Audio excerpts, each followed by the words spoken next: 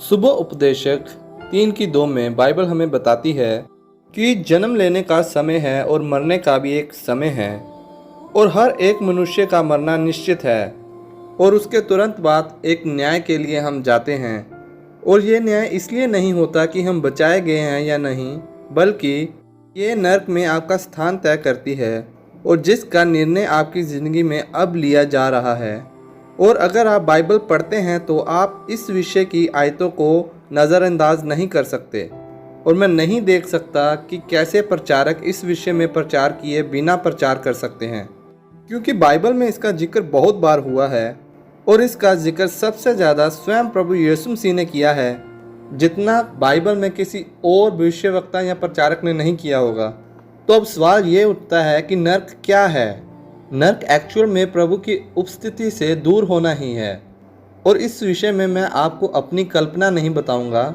मैं वो नहीं कहूँगा जो आज से पहले बहुत सारे लोगों ने कहा है या कईयों ने अपनी कल्पना का इस्तेमाल लोगों को डराने के लिए किया है। पर लोगों को डरना भी चाहिए, लेकिन मैं आपको ये बताना चाहता हूँ कि मैं क्या विश्वास करता हूँ। मैं बताना चाहता हूँ कि बाइबल हमें 3 शब्दों से नर्क की व्याख्या करती है। और पहला शब्द है आग, क्योंकि परमेश्वर भस्म करने वाली आग है, जैसा कि इब्रानियों 12 अध्याय में बताया गया है। लेकिन बाइबल बताती है कि आग का उपयोग एक चिन्ह की तरह किया गया है, जैसा कि याकूब की पत्री हमें बताती है कि हमारी जीभें एक आग है। लेकिन इसका मतलब ये बिल्कुल भी नहीं है कि हमारी जीभें हमेशा आग की तरह जलती रहती है। बस ये एक सिर्फ चिन्ह है और प्रभु यीशु मसीह ने इस चिन्ह का उपयोग बार बार किया है। और परमेश्वर ने बाइबल में बताया है कि वे आग ऐसी है जो कभी नहीं बुझाई जाएगी और आप परमेश्वर के लिए अनंत काल तक प्यासे हो जाएंगे, लेकिन उन्हें कभी प्राप्त नहीं करेंगे। और आप उस परमेश्वर की उपस्थिति नहीं पा पाएंगे जिसे आपने अपने पूरे जीवन के लिए खो दिया है। और दूसरा शब्द है ज्योति। बाइबल हमें बताती है कि परमेश्वर एक ज्योति है, जैसा मत्ती 8:12 में लिखा है, परंतु राज्य के संतान बाहर अंधकार में डाल दिए जाएंगे और उस अंधकार को नर्क कहा गया है। इसका अर्थ भी परमेश्वर से दूर होना है। और इसका अर्थ यह है कि जो नर्क में जाएंगे वो किसी को भी नहीं देख पाएंगे, क्योंकि अंधकार बहुत ही ज़्यादा होगा। और मैं आपको बताना चाहता हूँ, आप वहाँ पे कोई अपना नाइट क्लब नहीं लगा सकते, ना ही मौज मस्ती कर सकते हैं कि जैसा लोग सोचते हैं। और ये सच में परमेश्वर से अलग होना है और ये बहुत ही भयंकर है। आपको पता है, जब आप पहली बार मरते हो आप प्राकृतिक रूप से मरते हो, जब आपका शरीर मर जाता है और आपकी आत्मा जीवित रहती है। लेकिन यहाँ पे मैं आपको एक बात बताता हूँ कि आत्मा परमेश्वर के बिना मरी हुई है, जैसा कि आज है। यहाँ पर हजारों लोग ऐसे होंगे जिनकी आत्मा मरी हुई है परमेश्वर के बिना।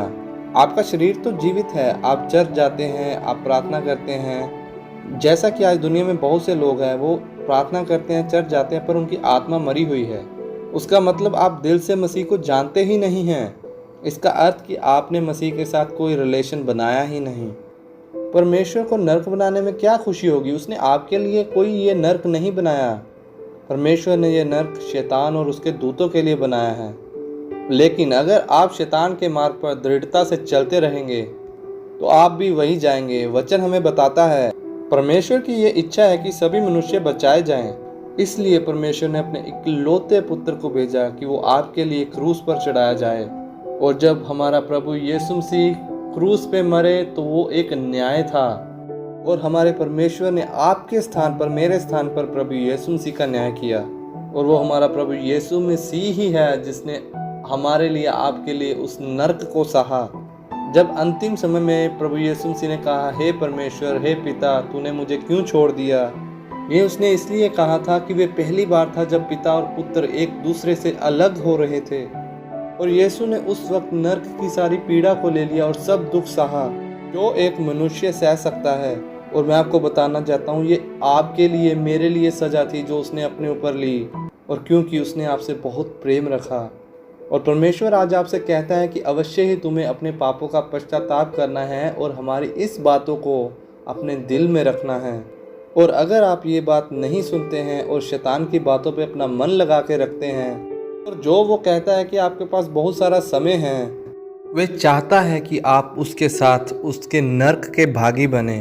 सो मेरे प्रिय भाइयों और बहनों, अपने आप को जांचें, अपना पश्चाताप करें। आप जिन बातों में बुरे हो, परमेश्वर को जो नहीं पसंद उसको त्यागें और परमेश्वर के पीछे चलें। प्रभु यीशु मसीह ने आपके लिए जान दी है, मेरे लिए जान दी है।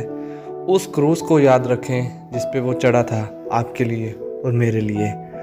ये नरक के विषय में जो बातें हैं ये बाइबल से हैं और बाइबल हमें सिखाती है। और आप प्रभु यीशु मसीह के बच्चे हैं, उसके चिल्ड्रन हैं, तो वह आपसे प्यार करता है। इसी संदेश के साथ मैं आप सब भाइयों और बहनों को शालोम बोलता हूँ। जल्दी मिलेंगे नए संदेश के साथ, तब तक के लिए जय मसीह की।